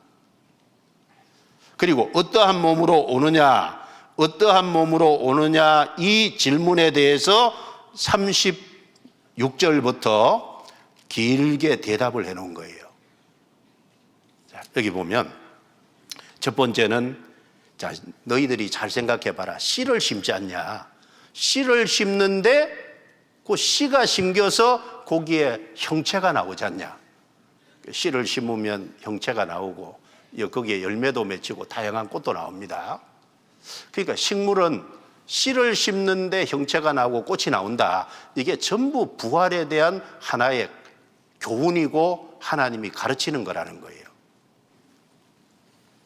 그리고 두 번째는 39절에 육체는 다 같은 육체가 아니니 하나는 사람의 육체요, 하나는 짐승의 육체요, 하나는 새의 육체요, 하나는 물고기의 육체라. 그리고 이 세상에 하나님이 만들어 놓으신 걸 봐도 사람 육체도 있고 짐승, 새, 물고기 육체를 다양하게 만드실 수 있는 하나님의 능력이 있는 겁니다. 부활의 몸을 얼마든지 만들 수 있다는 거예요. 그리고 하늘을 한번 보면은 태양과 달과 별들, 그리고 별과 별들의 영광, 별과 별들의 빛이 다 다르게, 크기가 다 다르게 하나님이 하늘의 천체도 다양하게 만들었지 않냐. 자, 그러면서 여기 42절에 죽은 자의 부활도 이와 같으니 썩을 것으로 심고 썩지 아니할 것으로 다시 살며 욕된 것으로 심고 영광스러운 것으로 다시 살며 약한 것으로 심고 강한 것으로 다시 살며 육의 몸으로 심고 신령한 몸으로 다시 사나니 육의 몸이 있은즉 또 신령한 몸이 있느니라. 죽은 자의 부활도 이와 같으니 라고 하면서 씨를 심었는데 형체가 나오는 거, 여러 가지 육체를 만든 거, 태양과 달과 별과 별들의 크기를 광명을 각자 다양하게 한 거, 이걸 설명하면서 죽은 자의 부활도 이와 같으니, 그걸 하나님이 만드신 것처럼 부활의 모습도 하나님이 틀림없이 만들 수 있다는 걸 얘기했습니다. 그런데 부활하는 몸은 어떤 몸이냐? 썩을 것으로 심고 썩지 않을 것으로 다시 사는 거예요. 보세요, 이 육체는 썩을 거잖아요. 자, 오늘이라도 생명이 딱 끊어지면 묻히면 한 줌 흙으로 돌아갑니다. 화장하면 재로 돌아가는 거예요. 썩을 거잖아요. 그런데 부활의 몸은 다시는 썩지 않는 몸입니다. 그리고 욕된 것으로 심고 영광스러운 것으로 다시 살며. 왜 욕된 것이라 그랬을까요? 이제 우리 육체 속에는 죄성이라는 기질이 있어서 하나님의 뜻 가운데 바르게 살려고 노력하고 애쓰고 간절한 마음도 갖는데 잘 안 되는 거예요. 속상하잖아요. 그런데 부활의 몸은 다시는 죄를 짓지 않는, 죄성을 싹 없애버린 완전한 몸이 되니까 영광스러운 몸이 되는 겁니다. 그리고 약한 것으로 심고 강한 것으로 다시 살며. 이 몸은 정말 약하잖아요. 우리 가끔 이제 보면 자동차에 사고 나서 죽는 경우도 있고, 어떤 그 바이러스 또 암세포 이런 것 때문에 일찍 세상을 떠나는 사람도 있고, 이 육체는 정말 약합니다. 그런데 부활의 몸은 강한 거예요. 그리고 이 육의 몸이 있고 신령한 몸이 있다 그랬어요. 이 육의 몸이 있고 신령한 몸이 있습니다. 근데 우리가 하나 생각해야 될 것은, 이렇게 부활의 몸을 입으려면 조건이 하나 있는 거예요. 이 부활의 몸이 실제로 이루어지려면 반드시 알곡이 돼야 되고 생명이 들어가야 되는 겁니다. 그 얘기를 45절에 해놨잖아요. 45절이 중요하죠. 같이 읽겠습니다. 기록된 바 첫사람 아담은 산 영이 되었다 함과 같이 마지막 아담은 살려주는 영이 되었나니. 첫사람 아담은 에덴 동산의 아담입니다. 원래 하나님이 창세기 2장 7절에 흙으로 만드시고 생기를 그 코에 불어넣으시니 생명이 됐다. 그런데 선악을 알게 나무 실과는 먹지 말라고 했는데 먹는 날 정령 죽으리라. 먹어서 영이 죽었잖아요. 그래서 그 문제를 해결하려고 예수님이 오셔서 십자가에 죽고 복음을 완성하시고, 그 복음이 전해지는 것을 회개하고 믿으면 예수님은 살려주는 영으로 오셨죠. 그래서 우리의 죽은 영을, 복음을 깨닫게 하고 죄사함을 믿어지게 하는 동시에 성령이 우리 속에 오셔서 내 영혼을 살리잖아요. 주님과 내 영이 연합되면 하나의 영이 되잖아요. 살아납니다. 이것이 돼야 부활의 몸을 입을 수 있는 거예요. 우리가 끝까지 아담하고만, 첫사람 아담하고만 연결되어 있으면 그냥 흙의 몸입니다. 그런데 주님 생명을 받으면, 즉 알곡이 되면, 생명을 얻으면 반드시 신령한 몸을 입게 됩니다. 그래서 여기 45절이 각 사람 속에 이루어져야 부활의 몸을 입는 겁니다. 그래서 49절에 우리가 흙에 속한 자의 형상을 입은 것 같이, 같이 읽습니다. 또한 하늘에 속한 자의 형상을 입으리라. 입는 거예요. 자, 여기 보세요.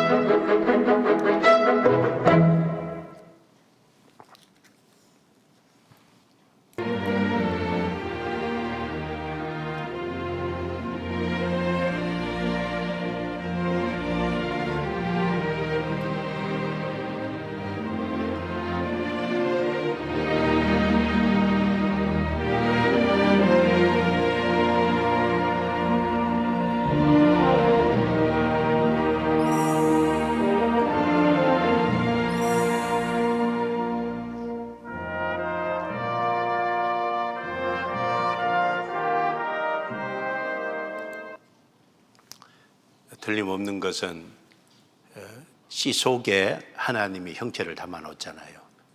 무슨 말이냐면 주님이 살려주는 생명으로 성령을 받으면 우리 속에 그 생명이 있기 때문에 우리 몸을 신령하게 변화시키는 능력이 있습니다. 성령의 역사로 실제로 부활하는 거예요. 자, 여기 보시죠. In an instant, they are given new, beautiful, immortal bodies. 다시 한번 볼까요? 너무 빨리 지나갔네. 모니터하는 능력을 누가 어이구, 예. 여기 다시 봐요. In an instant, they are given new, beautiful, immortal bodies. 이렇게 아무리 나이가 들은 할머니라도 이렇게 완전히 바뀌잖아요. 근데 이 정도가 아닐 겁니다. 우리가 상상하기 어려운 신령한 몸으로 실제 변화가 되는 거예요. 이 천국은 상상이 잘 안 되잖아요. 이 세상에 지금까지 사람이 찾아낸 원소 수가 118가지래요. 118가지 원소로 이런 세상을 만들어 놨습니다. 근데 우리가 사는 세상도 보면 아름답잖아요. 꽃도 있고 여러 가지 경치를 보면 참 자연경관이 좋은 곳이 많습니다. 그런데 천국에 한 1000가지 원소 가지고 만들어 놓으면 얼마나 좋은 세상이 되겠어요. 우리가 상상하기 어려운 세상이 될 겁니다. 그런데 그 부활의 몸을 입고 부활의 세계인 천국에 들어가는 것이 확실하다 그 말입니다. 우리는 그 소망을 갖고 있는 거예요. 내가 알곡이 확실하고 내가 곡식이 확실하다면 부활의 소망도 확실합니다. 구원받은 사람은 그 소망 가운데 사는 거예요. 시편 17편을 보겠습니다. 이 다윗의 소원이 뭔지가 나와 있습니다. 시편 17편 14절 15절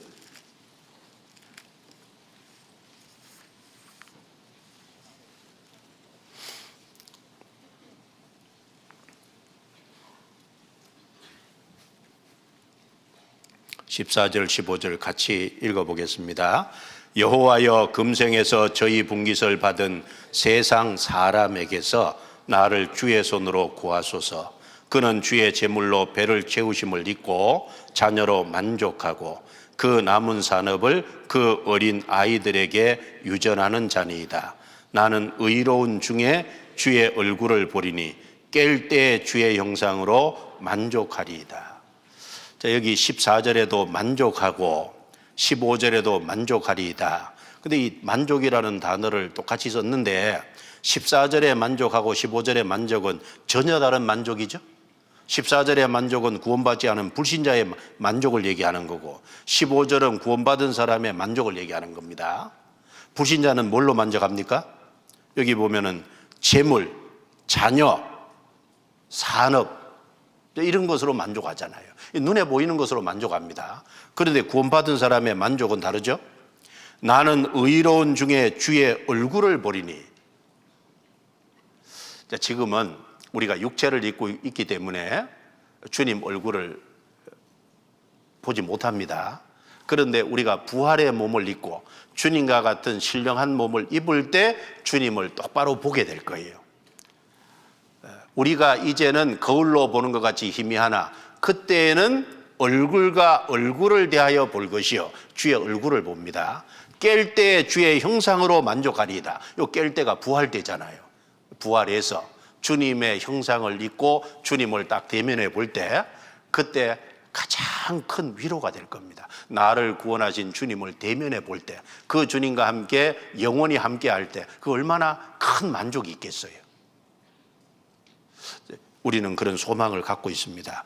이사야 25장 몇 군데 한번 보겠습니다. 이사야 25장 7절 8절 이사야 25장 7절 8절 자, 얼른 찾아보세요. 7절 8절 같이 읽겠습니다.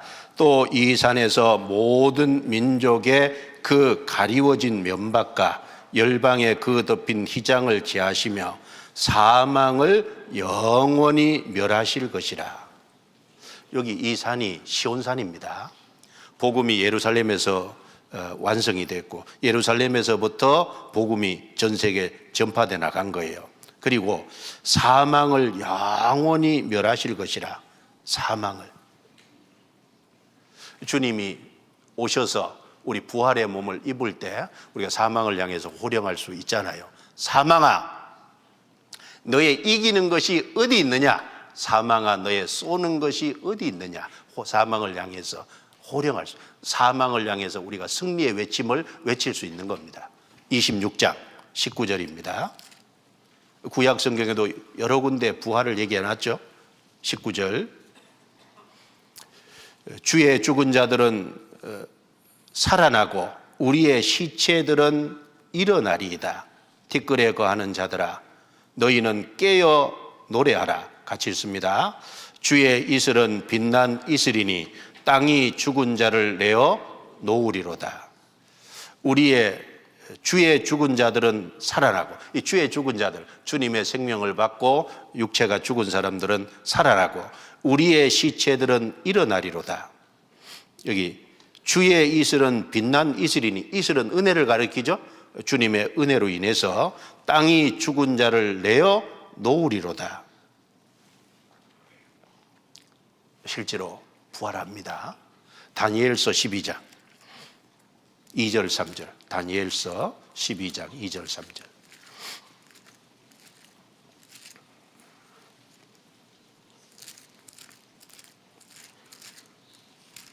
다니엘서 12장 2절 3절. 자, 또 천천히 같이 읽어보겠습니다. 땅의 티끌 가운데서 자는 자 중에 많이 깨어 영생을 얻는 자도 있겠고 수욕을 받아서 무궁히 부끄러움을 입을 자도 있을 것이며 지혜 있는 자는 궁창의 빛과 같이 빛날 것이요 많은 사람을 옳은 대로 돌아오게 한 자는 별과 같이 영원토록 비치리라. 자, 여기도 땅의 티끌 가운데서 자는 자 중에 많이 깨어 영생을 얻는 자도 있겠고 무궁히 부끄러움을 받을 자도 있을 것이다. 그러니까 구원받은 사람이나 구원 안 받은 사람이나 사실은 다 부활이에요. 구원받은 사람의 부활은 생명의 부활이고 구원 안 받은 사람은 심판의 부활이죠. 그래서 여기 영생을 얻는 자도 있겠고 수욕을 받아서 무궁히 영원히 부끄러움을 입을 자도 있을 것이다.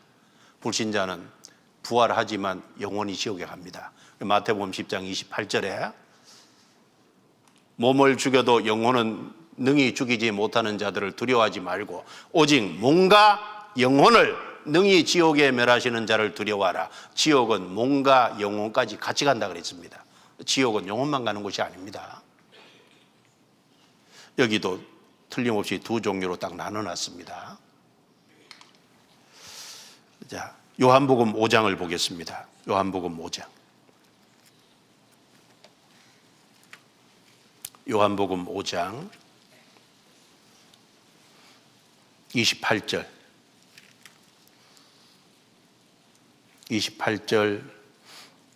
29절. 자, 천천히 또 같이 읽어보겠습니다. 이를 기이 여기지 말라. 무덤 속에 있는 자가 다 그의 음성을 들을 때가 오나니 선한 일을 행한 자는 생명의 부활로 악한 일을 행한 자는 심판의 부활로 나오리라. 여기 생명의 부활이 있고 심판의 부활이 있잖아요. 생명의 부활은 은혜 시대가 끝나고 이방인의 시대가 끝나고 예수님이 공중 재림하실 때 생명의 부활이 있고, 심판의 부활은 7년 환란 천년왕국이 지나서 천년왕국 끝에 믿지 않는 사람을 부활시켜 심판하는 심판의 부활이 있잖아요. 그 둘로 나뉩니다. 그리고 우리가 신령한 몸을 입고 주님 앞에 딱 설 때 주님께서 모든 눈물을 닦아준다 그랬잖아요. 요한계시록 7장 보겠습니다. 요한계시록 7장.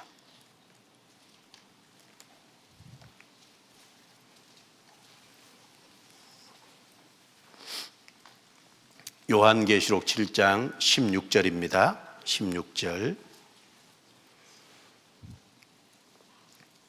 저희가 다시 줄이지도 아니하며 목마르지도 아니하고 해나 아무 뜨거운 기운에 상하지 아니할지니 이는 보좌 가운데 계신 어린 양이 저희의 목자가 되사 생명수 샘으로 인도하시고 같이 읽겠습니다. 하나님께서 저희 눈에서 모든 눈물을 씻어 주실 것임이니라. 자, 예수님이 목자가 되시고 그리고 하나님께서 양들의 눈에서 모든 눈물을 씻어 주실 것임이니라. 자, 생각해 봐요. 모든 눈물을 닦아준다는 것이 어떤 의미일까요? 자, 이 세상에서 눈물을 어떤 억울한 일 때문에 눈물이 흘려지는데 억울한 게 풀리면 눈물이 닦아지잖아요. 여기 모든 눈물이 닦아진다는 말은 이 땅에서 내가 이해 못했던 모든 것이 주님을 만날 때 다 이해가 되고 다 풀려지고 전부가 위로가 되기 때문에 모든 눈물이 닦아진다는 거예요. 자, 그때 가면 내가 궁금했던 것이 많이 알아지겠죠. 내가 왜 대한민국에 태어났는지, 나는 남자 기질인데 왜 여자로 태어났는지, 나는 왜 남자로 태어났는지, 내가 왜 못생기게 태어났는지, 좀 잘생겼으면 덜 고생할 건데 나는 왜 키가 작게 태어났는지 다 알 거예요. 나는 좀 인자한 부모 밑에서 태어났으면 좋겠는데 너무 엄한 부모 밑에 태어나서 여러 가지 어려운 일이 있는데 왜 그런 부모를 내게 주셨는지 그것도 알 겁니다. 왜 내게 어려운 가정 형편을 주고 여러 가지 어려운 환경에다 처해 놓았는지 내가 지금은 몰라도 그때는 다 알 거예요. 제가 어제 장례식장에 갔다 왔습니다. 이제 구원을 받으신 분의 발인식인데 이분이 이제 구원을 받고 신앙생활을 좀 하시다가 그 뇌출혈 수술 중에 크게 이렇게 수술이 잘못돼서 거의 한 만 8년 동안 식물인간처럼 있다가 돌아가신 거예요. 그러니까 딸의 입장에서는 얼마나 고생이 많았겠어요. 딸이 구원받은 분인데 왜 이런 어려움을 줄까? 근데 어제 가만히 들어보니까 아버지가 너무 엄한 분인데 아버지 때문에 어머니가 구원받아 신앙생활을 잘 못했는데 그래서 어머니가 저런 상황이 되니까 아버지가 굉장히 큰 충격을 받고 그래서 아버지가 먼저 구원을 받은 거예요. 병이 나서 어려워지니까 구원받고 한 2, 3일 후에 돌아가셨다 그러더라고요. 그리고 이제 어머니도 돌아가신 겁니다. 그러니까 언론 봐서는 왜 그런 어려움을 줬는지 모르지만 시간이 길게 두고 보면 그것 때문에 아버지가 구원받았잖아요. 감사한 거죠. 주님 앞에 가면 모든 눈물을 그 눈에서 씻어주실 것입니다. 이 말씀대로 모든 이해되지 않는 것이 완전히 이해가 될 거예요. 내가 이제는 부분적으로 아나 그때는 주께서 나를 아신 것처럼 내가 온전히 알리라. 그러니까 모든 눈물이 닦아지는 거예요. 자, 그러면 이런 부활의 소망이 확실한 사람은 어떻게 살아야 되겠어요? 구별돼 살아야죠. 주님을 만날 소망 가지고 살아야 되잖아요. 요한일서 3장 보겠습니다. 요한일서 3장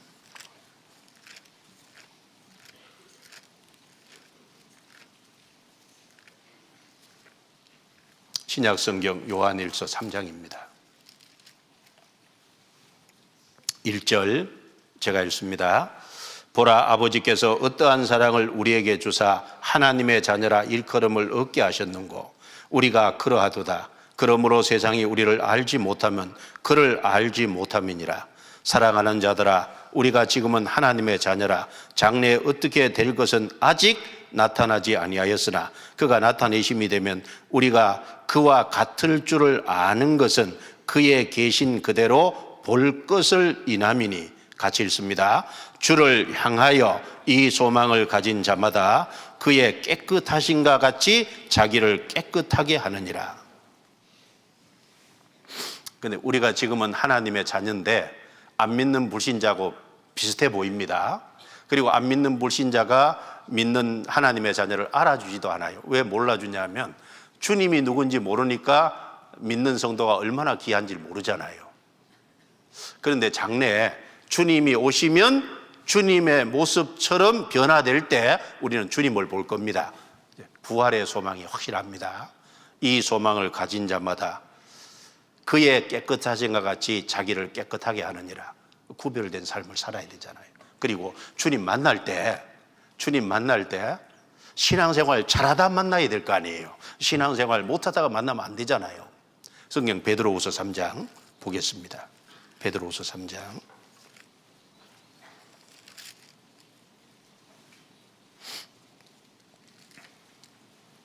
13절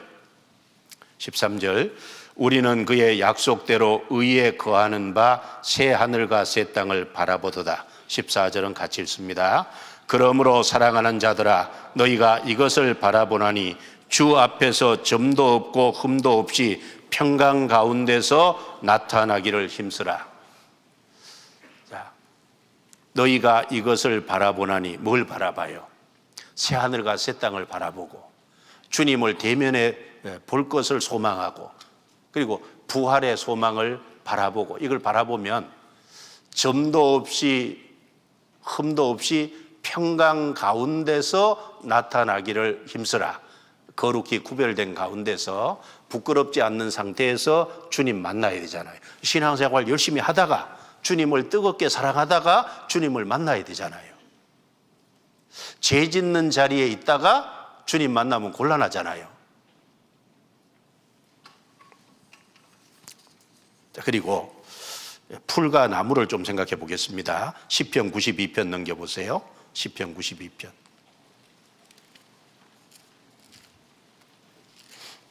시편 92편 여기 풀하고 나무하고를 대조해 놨습니다.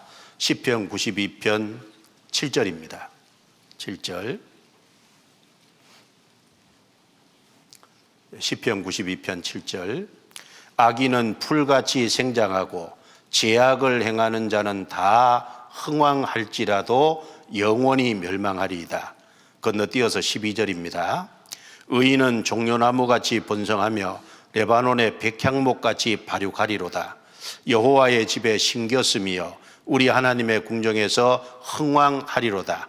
늙어도 결실하며 진액이 풍족하고 빛이 청청하여 여호와의 정직하심을 나타내리로다. 여호와는 나의 바위시라 그에게는 불의가 없도다. 여기 7절은 악인이라 그랬고요. 12절에는 의인이라 그랬습니다. 성경에 악인은 불신자를 얘기하고 의인은 구원받은 생명 얻은 사람을 가리킵니다. 자, 악인의 특징은 풀같이 생장하고 악인의 특징은 풀이라 그랬어요. 그리고 여기 의인은 종려나무 백향목에다 비교했어요. 나무에다 비교했어요. 자, 불신자는 풀입니다. 구원받은 사람은 나무인 거예요. 근데 풀의 특징은 풀같이 생장하고 다 흥왕할지라도 영원히 멸망하리로다. 풀의 특징은요, 빨리 자란다는 게 특징인 거예요. 싹 뺐는데 비가 오면 그 다음날 이만큼씩 자라 있어요. 쑥쑥 큽니다. 그런데 풀같이 빨리 자라고 다 흥왕하고 잘 돼가는 것 같은데 그게 잠깐이라는 거잖아요. 그게 몇십 년입니다. 그런데 이 나무는 오랜 기간 자라잖아요. 그리고 특별히 이 백향목 같은 것은 어느 정도 오래 자라냐면 1년에 1cm밖에 안 자란대요. 그러니까 1년에 1cm가 자라니까 이게 곱고 목재로 쓰더라도 뒤틀리지 않는 거예요. 그래서 이 백향목을 목재로 쓰려면 최소 300년을 자란 백향목을 잘라서 목재로 쓴다는 겁니다. 고대 페니키아인들도 이 백향목 가지고 배를 만들었다 그러잖아요. 솔로몬 성전을 건축할 때도 저 레바논에서 백향목을 바다로 수운해 와가지고 솔로몬 성전을 건축했지 않습니까? 그래서 풀은 빨리 자라지만 금방 새한다는 게 특징이고, 나무는요 조금씩 자라지만 꾸준히 자라고 그리고 오래 산다는 것이 특징이잖아요. 여러분, 풀은 잠깐입니다. 이 세상 사람 잘 돼가는 것 같아도요 잠깐인 거예요. 누가복음 16장에 부자가 고운 베옷을 입고 날마다 호화로이 잔치하는데 그것도 죽기 전까지 인생 일막인 겁니다. 죽음 딱 넘어가니까 불못에 들어가잖아요. 음부에 들어갑니다. 근데 구원받은 사람 뭔가 지지리도 안 되는 것 같아요. 여러 가지 해보려고 그러는데 잘 안 풀려요. 그런데 결국은 영원한 생명을 얻고 영원한 것이 약속돼 있잖아요. 푸른 장관입니다. 그래서 시편 90편 6절에 푸른 아침에 꽃이 피어 자라다가 저녁에는 뱀바되어 마르나이다. 아침에 꽃이 피었다가 자라는데 저녁에는 싹 뱀바되어 마른다 그랬잖아요. 그런데 하나님이 구원받은 사람에게 주신 건 뭡니까? 요한일서 2장 25절에 하나님이 우리에게 약속하신 약속이 이것이니 곧 영원한 생명이로다. 영원한 생명을 주신 겁니다. 그래서 여기 비교한 내용이 뭐냐면 이제 구원 안 받은 사람 잘 돼가는 거 부러워하지 마 그 말이에요. 풀이 빨리 생장하는 것처럼 여러 가지 잘 돼가는 것이 있는데 구원받은 내가 뭔가 바르게 살려고 해도 잘 안 돼가는 이것에 대해서 구원 안 받은 사람 잘 돼가는 거 부러워하면 안 된다는 얘기를 하고 있잖아요. 그래서 악인은 풀같이 생장하지만 잠깐이고 의인은 안 되는 것 같지만 하나님께 영원한 것을 약속받은 그걸 이제 대비를 하고 있는 겁니다. 그리고 여기 잘 보셔요. 여기 백향목을 보면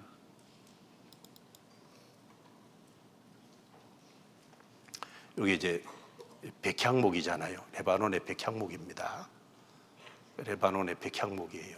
레바논의 백향목이 솔방울의 향기도 막 굉장히 멀리 간다 그러잖아요.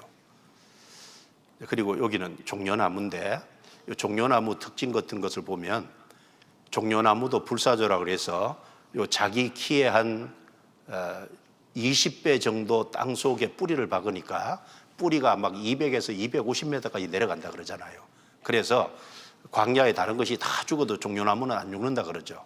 종려나무 한 20개 정도 송이가 맺히는데 하나의 알이 많게는 한 400개 정도까지 맺힌다고 하니까 여기 이제 한 나무에 한 8,000개 열매가 맺히잖아요. 그러니까 하나님이 여기 의인을 백향목과 종려나무에 비교한 것은 의인의 꾸준하고 성실한 것을 하나님이 칭찬하시고 열매 많이 맺는 걸 칭찬하신다는 것을 좀 알 수 있잖아요. 그러면 이렇게 하기 위해서는 어떻게 해야 됩니까? 여기 보세요. 12절 의인은 종려나무 같이 번성하며 레바논의 백향목 같이 발육하리로다. 여호와의 집에 심겼으며 우리 하나님의 궁정에서 흥왕하리로다. 어디 심겼어요? 여호와의 집에, 우리 하나님의 궁정에. 구원받은 사람은 하나님이 구원해서 교회 가운데 갖다가 심어 놓은 거예요. 교회 가운데 갖다가 심어 놓은 거니까 교회에 연결돼서 계속해서 공급받고 도움을 받아야 되는 겁니다. 교회랑 끊어지면 열매도 안 맺히게 돼 있고 그리고 바른 성장도 안 되게 돼 있는 거예요. 우리 하나님의 궁정에서 흥왕하리로다. 우리 학생들 봐요. 자, 이 세상에서 국가의 귀하게 쓰임을 받는다. 국가에서 이름을 날리고 아주 대우를 받는다. 어떤 기업에서 큰 인물이 돼서 기업에서 대우를 받고 잘 나간다. 그런데 교회 안에서는 아무것도 안 한다. 그거 하고 국가나 사회에서는 별로 쓰임을 못 받을지라도 교회 안에서 귀하게 쓰임 받는다. 어느 것이 흥왕하는 거예요? 우리 하나님의 궁정에서 흥왕하리로다. 교회 안에서 쓰임 받는 것이 귀하게 쓰임 받는 거예요. 그렇지 않습니까? 바깥에서 쓰임 받고 교회 안에서 쓰임 받으면 둘 다 쓰임 받으면 좋지만 그러나 한쪽만 택하라면 하나님의 궁정에서 흥왕하리로다. 주님께 쓰임 받는 것이 그게 하나님 앞에 잘 되는 거잖아요. 그리고 그렇게 쓰임을 받으려면 교회와 연결되는 동시에 뿌리가 깊이 박혀야 되는 거죠. 호세아 14장 찾아보겠습니다. 호세아 14장. 성경 호세아 14장입니다. 호세아 14장 5절 6절입니다. 여기 백향목은 뿌리를 잘 박아야 됩니다. 내가 이스라엘에게 이슬과 같으리니 저가 백합화 같이 피겠고 레바논의 백향목 같이 뿌리가 박힐 것이라. 그 가지는 퍼지며 그 아름다움은 감람나무와 같고 그 향기는 레바논 백향목 같으리니. 레바논의 백향목 같이 뿌리가 박힐 것이라. 하나님의 궁정에 있는 백향목을 얘기했는데 구원받은 사람은 하나님의 집에 뿌리를 잘 박아야 되는 거예요. 자, 구원받는 것은 씨앗에 싹이 트는 것에 비교할 수 있어요. 그 다음에 뿌리 박는 것은 내가 있을 위치에 바르게 고정되어 있는 걸 말하는 겁니다. 싹이 먼저 나고 뿌리가 다음에 납니다. 어떤 분은 뿌리가 나고 싹이 나오는 걸로 아는데 싹이 나오고 뿌리가 그 다음에 박히는 거예요. 내가 구원을 받고 하나님의 교회에 심기는 거예요. 그게 순서인 겁니다. 그래서 하나님의 교회에 잘 심겨 있으면 풍성한 열매를 맺게 돼 있는 거예요. 성경 에베소서 3장 찾아보겠습니다. 에베소서 3장.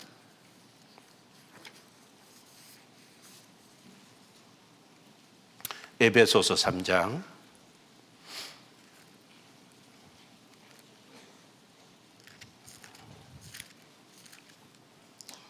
저는 급해요. 빨리 찾아봐요. 예. 에베소서 3장 17절. 믿음으로 말미암아 그리스도께서 너희 마음에 계시게 하옵시고 너희가 사랑 가운데서 같이 읽습니다. 뿌리가 박히고 터가 굳어져서 능히 모든 성도와 함께 지식에 넘치는 그리스도의 사랑을 알아. 그 넓이와 길이와 높이와 깊이가 어떠함을 깨달아. 하나님의 모든 충만하신 것으로 너희에게 충만하게 하시기를 구하노라. 여기 보면 뿌리가 박히고 그리고 그 뿌리가 박혀서 안 빠져나오도록 터가 딱 굳어져야 돼요. 그러니까 구원을 받았으면 내가 있어야 될 위치에다가 딱 뿌리를 박고 고정이 돼 있어야 돼요.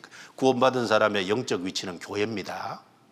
여기 어디다 뿌리 박으라 그랬냐면 모든 성도와 함께 그랬으니까 모든 성도가 함께하는 그곳에다 뿌리를 박아야 거기서 사랑을 배우고 그리고 거기에서 하나님의 충만하신 것으로 충만해 가는 거잖아요. 자, 그래서 봐요. 풀과 나무입니다. 자, 우리 주변에 안 믿는 불신자가 불의한 방법으로 너무 잘 돼 간다고 할지라도 나는 나무예요. 내가 구원받은 것이 확실하면 나는 풀이 아니고 나무입니다. 풀이 아니고 나무니까 더디더라도 꾸준히 자라는 게 중요한 거예요. 성실한 게 중요한 거예요. 벼락부자 되려고 하면 안 됩니다.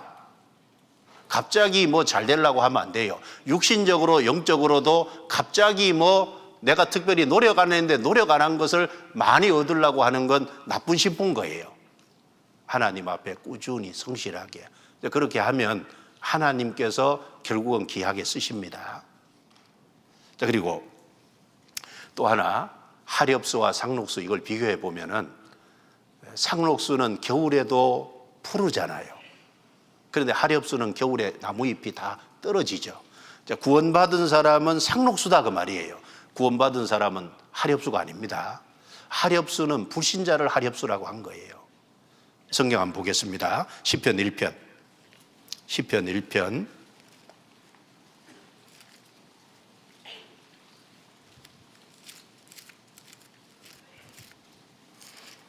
시편 1편 3절 4절입니다.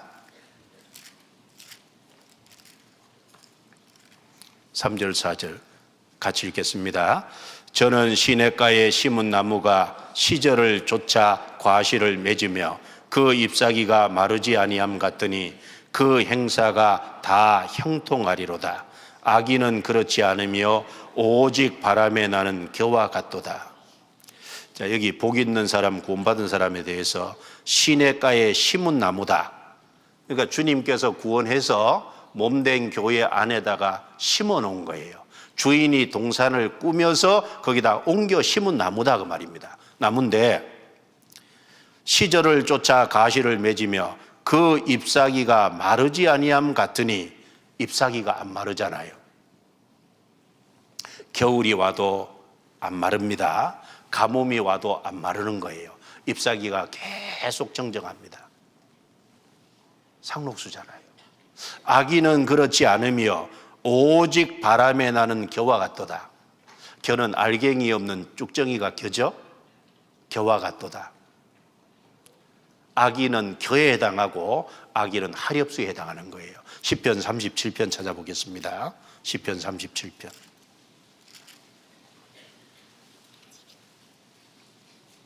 시편 37편 35절 36절 같이 읽겠습니다. 내가 악인의 큰 세력을 본즉 그 본토에 선 푸른 나무의 무성함 같으나 사람이 지날 때 저가 없어졌으니 내가 찾아도 발견치 못하였도다. 여기 악인의 큰 세력이라 그랬고 본토에 선 푸른 나무의 무성함 같은데 그 잠시 후에 찾아도 없어진 거예요. 그런데 의인은, 복 있는 사람은 잎사귀가 마르지 않습니다. 하렵수와 상록수 분명히 차이가 있어요. 자, 구원받은 사람은요, 겨울에도 푸릅니다. 가물 때에도 이제 상록수처럼 푸른 거예요. 이제 뭘 얘기합니까? 인생의 환난과 역경과 고난과 어려움 속에 처할지라도요, 여전히 그 위치를 지키고 사는 거예요. 여러분, 요셉 같은 경우 보세요. 요셉은 얼마나 어려운 환경을 많이 겪었어요. 형들에게 미움을 받아서 애굽의 종으로 팔려갔잖아요. 종살이를 했잖아요.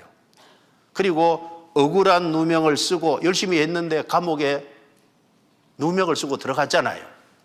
감옥에서 왕의 신하들이 와서 꿈을 해몽해주고 복직을 했는데, 복직하면 좀 왕께 얘기해달라 그랬는데 2년까지나 잊혀졌어요. 많은 어려움을 겪었지만 그럼에도 요셉은 한결같았잖아요. 상록수 같은 인생을 살았습니다. 다윗은 얼마나 많은 어려움과 환난을 겪었어요. 그런데 다윗의 인생은 상록수 같은 겁니다. 골리앗 앞에 나갔어요. 전쟁에 이겼죠. 그런데 나중에 사울에게 미움을 받아서 10몇 년 동안 쫓겨다녔잖아요. 왕이 됐습니다.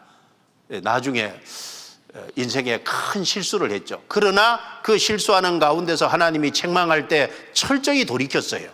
그리고 하나님 앞에 또 왕이 복직이 돼서 끝까지 하나님 앞에 바른 모습으로 인생을 살았습니다. 상록수인 거예요. 우리 학생들 인생 속에 여러 가지 어려움이 있을 겁니다. 구원받은 사람은 상록수예요. 구원받지 않은 사람은 하렵습니다. 잠깐 잘 돼가는 거 잠깐, 그런데 어려움이 있으면 확 넘어지는 거예요. 그런데 구원받은 사람은 항상 푸르르잖아요. 왜? 주님이 나와 같이 계시고 주님이 붙잡아 주시고 내가 넘어지는 경우가 있지만 약해도 주님이 다시 세워주니까 그게 가능한 겁니다. 여기 시편 37편에 보세요.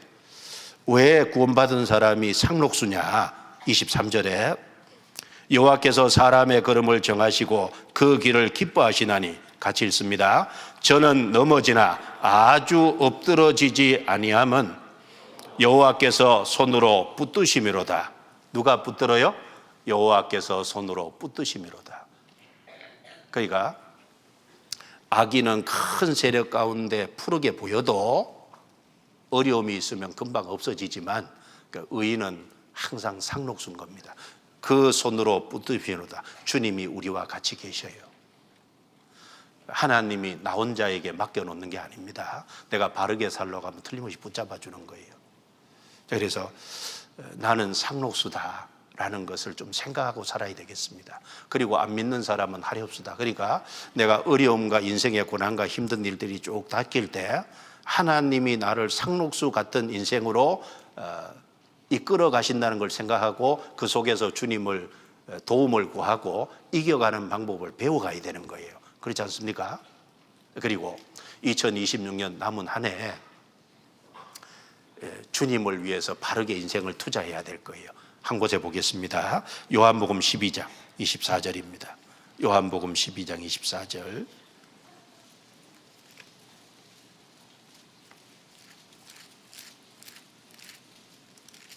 (12장) 24절 자, 제가 읽습니다. 내가 진실로 진실로 너희에게 이르노니 한 알의 밀이 땅에 떨어져 죽지 아니하면 한 알 그대로 있고 죽으면 많은 열매를 맺느니라. 건너뛰어서 32절, 33절은 같이 읽습니다. 내가 땅에서 들리면 모든 사람을 내게로 이끌겠노라 하시니 이렇게 말씀하시면 자기가 어떠한 죽음으로 죽을 것을 보이심이로라. 이 내용은 명절에 이제 예루살렘에 올라온 사람 중에 헬라인 몇 사람이 있었다고 그 20절 그 뒷부분에 보면 나옵니다. 근데 그 헬라인 몇 사람이 이 빌립에게 가서 예수님 좀 만나고 싶다라고 청을 했어요. 그러니까 이 빌립은 그 얘기를 안드레에게 했어요.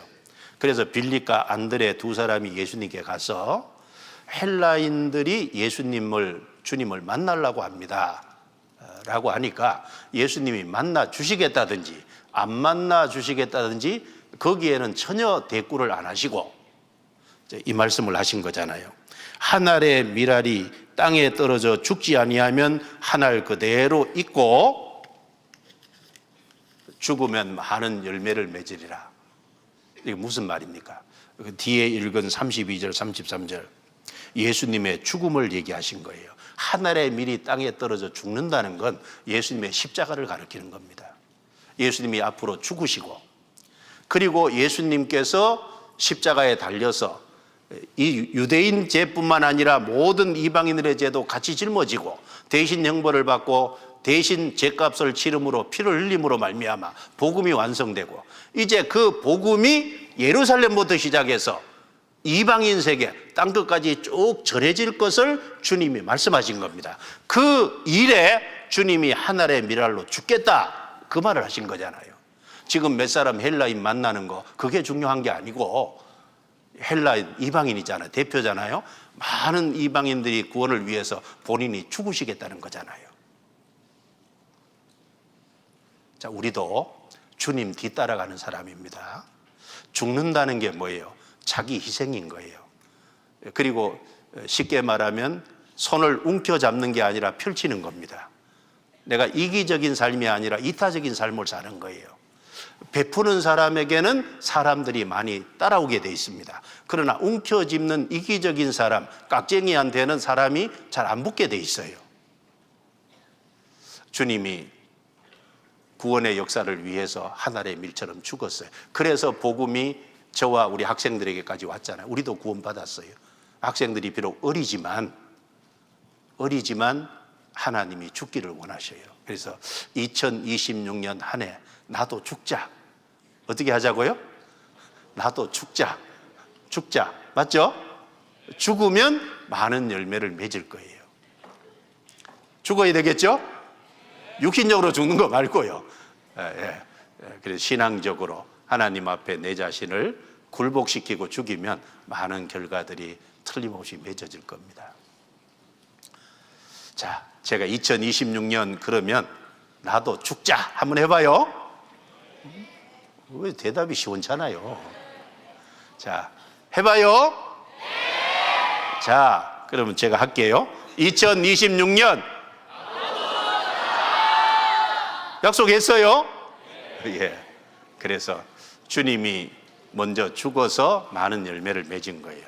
여러분, 밀이요. 마지막 하나만 좀 얘기하면 밀이 딱 한 알이 심기면 열매가 몇 개가 맺힐까요? 땡. 가장 작게 맺히면 20개, 가장 많이 맺히면 100개까지 맺힌대요. 그러니까 30배, 60배, 100배 얘기를 하는 거잖아요. 예수님이 한 알의 밀처럼 죽어서 많은 열매 맺은 것처럼요. 내가 죽으면 귀한 열매를 맺을 거예요. 자, 기도하겠습니다. 하나님 감사합니다. 2026년 한 해를 우리에게 또 허락해 주시고 주님의 영광을 위해서 살아보라 주심에 진심으로 감사합니다. 이번 동계 수련회를 통해서 학생들의 마음을 붙잡아 주시고 학생들의 마음을 말씀으로 다스려 주셔서 말씀 안에서 자기의 연약하고 부족한 것을 발견하고 반성하고 변화될 수 있도록 도와주시고 주님의 말씀을 통해서 새로운 신앙 계획과 결심과 다짐을 가질 수 있도록 도와주옵소서. 2026년 한 해는 작년보다 더 풍성한 결실을 맺는 삶이 되게 해주시고 그러기 위해서 자기 자신을 주 앞에 더욱 드릴 수 있도록 도와주옵소서. 나머지 동계수련의 일정에 함께 해주시고 귀한 역사를 나타내 주시고 동계수련의 목적대로 각 사람을 다스려 주시고 인도해 주옵소서. 우리를 구원해 주신 주 예수님 이름으로 기도드리옵니다. 아멘. 자, 수고하셨습니다.